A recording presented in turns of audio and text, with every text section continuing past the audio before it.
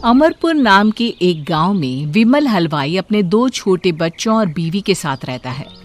विमल की पत्नी ज्योति भूत प्रेत जादू टोने में बहुत माना करती थी। इसका बिल्कुल विपरीत विमल इन चीजों को दकियानुसी माना करता था। रोज की तरह विमल अपने मिठाई की दुकान जाने के लिए निकलने की हड़बड़ी में होता है। मैं निकलता हूँ ज्योति, देरी हो जाएगी, दुकान भी खोलनी है मुझे। अजी ध्यान से, आज अमावस्या है। रास्ते में कोई कपड़ा या कुछ भी गिरा हो तो उसे लांग मत दीजिएगा, बगल से चले जाइएगा। अरे ऐसे तो तुम मुझे पागल ही कर दोगी क्या? हाँ, मैं नीचे देख कर चलूं कि सामने से कोई गाड़ी घोड़ा आकर मेरे ऊपर से चला जाए? दोनों हालत में तो मेरी ही मौत है। अरे क्यों सुबह सुबह इतनी अपसुगनी बातें कह रहे हो जी? मेरे गांव में तो ऐसा आंखों के सामने होता हुआ देखा है मैंने, इसीलिए कहती हूँ, वरना मुझे क्या, पड़ोसी को तो नहीं कहना चाहती मैं, पति हैं आप मेरे, इसलिए बोल रही हूँ। विमल अपनी मिठाई की दुकान चला जाता है। दुकान पर पहले से ही ग्राहकों की लंबी लाइन लगी हुई थी। ये लो, वहाँ ज्योति अमावस्या को लेकर परेशान है और आज तो हमेशा से ज्यादा ही लंबी लाइन लगी पड़ी है। अच्छी खासी बिक्री होगी आज। विमल दुकान खोलता है। एक के बाद एक ग्राहक उसकी दुकान पर मिठाई ले रहे होते हैं। तभी गांव की एक बूढ़ी औरत विमल से कहती है, जिस तेजी से बिक्री हो रही है, कहीं किसी की नजर ना लग जाए, नींबू मिर्ची टांग ले। अरे क्या चाची तुम भी, ये सब नजर बजर कुछ नहीं होता है। कैसे लोग हैं मेरे आसपास। अपनी दुकान से शाम को विमल हंसते कूदते वापस घर आता है। हाँ, आज तो अच्छी खासी बिक्री हुई है।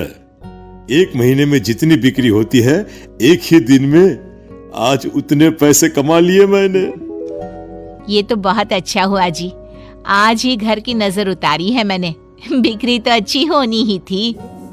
अच्छा, तुम खाना लगा दो, सारा माल बिक चुका है। मुझे शहर जाना होगा, कुछ चीजों की जरूरत पड़ेगी। रात भर मिठाई बनाऊंगा, तब जाकर कल सुबह दुकान खोल पाऊंगा। खाना खाकर विमल शहर जाने के लिए निकल पड़ता है। सुनिए जी, ध्यान से जाइएगा, चौरस्ते पर किसी जादू टोने की चीज पर पैर मत रख दीजिएगा।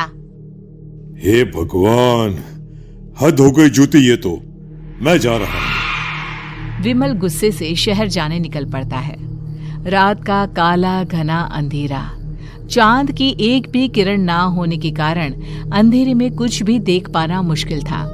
जंगल के बीच के एक अधकच्चे रास्ते से विमल जा रहा होता है। चारों तरफ गुफ अंधेरा और सन्नाटा सुनाई दे रहा था, और सुनाई दे रही थी विमल के पैर के नीचे आ रहे सूखे पत्तों की आवाजें। तभी अचानक दूर से उसे कुछ आवाजें सुनाई देती है। अरे, ये इतनी रात को जंगल के रास्ते कौन जा रहा है? शायद कोई टोली होगी। राम नाम सत्य है, राम नाम सत्य है, राम नाम सत्य है, राम नाम सत्य है। धीरे धीरे आवाज कुछ कुछ सुनाई पड़ती है। आवाज धीरे धीरे और नजदीक आती सी लगती है।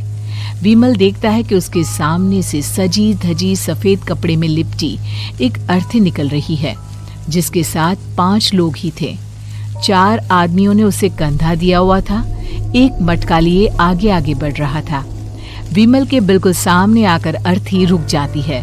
उसमें से एक आदमी विमल से कहता है, अरे भाई, जरा अर्थी को कंधा लगाना, मैं बहुत थक गया हूँ, बड़ी मेहरबानी होगी। हाँ भाई, कंधा तो मैं लगा दूं, पर रात को 12 बजे ये शव यात्रा, इस समय कौन अर्थी ले जाता है? तभी विमल को ऐसा लगता है कि शव में से आवाज आई, हम ये आवाज। मजबूरी है भाई, आप कंधा दीजिए, मैं रास्ते में सब बताता हूँ आपको। विमल अर्थी को कंधा दिए चल रहा होता है कि उसे ऐसा लगता है कि हाथ में मटका लिए जो आदमी शव के आगे चल रहा है, उसके पैर उल्टे हैं।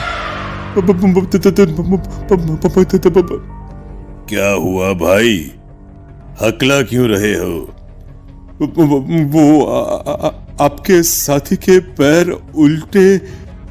विमल अपनी बात पूरी भी नहीं कर पाता कि वो देखता है कि उस आदमी के पैर तो सीधे ही हैं। अरे नहीं, कुछ नहीं, मुझे शायद वहम हुआ होगा।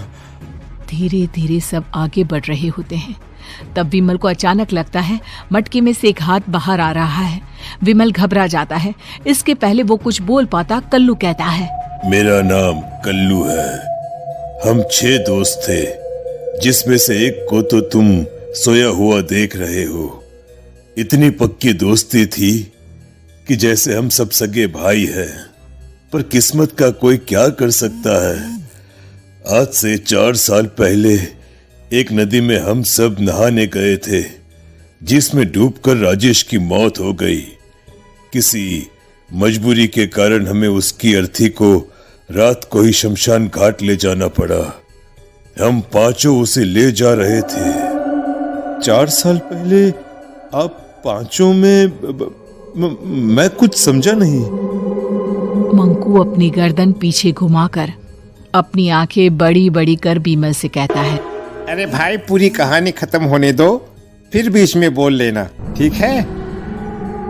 तभी रास्ते में एक हादसे में अपने दोस्त के साथ हम सभी मर गए। वो सामने देखो, हमारा दोस्त।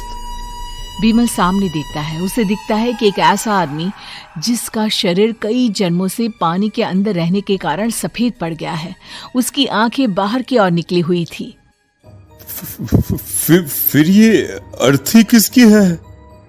अर्थी के साथ के लोग अर्थी को नीचे रखते हुए एक साथ विमल की ओर देखते हुए कहते हैं, तुम खुद ही देख लो। विमल शव पर से सफेद कपड़ा हटाता है। शव की जगह खुद को ही देखकर विमल के होश उड़ जाते हैं। वो शव विमल की ही थी। पलक झपकते ही विमल उस अर्थी की जगह पर होता है। 6 के 6 दोस्त उसी तरह अर्थी को उठाकर चलने लग जाते हैं। राम नाम सत्य है। राम नाम सत्य है। राम नाम सत्य है।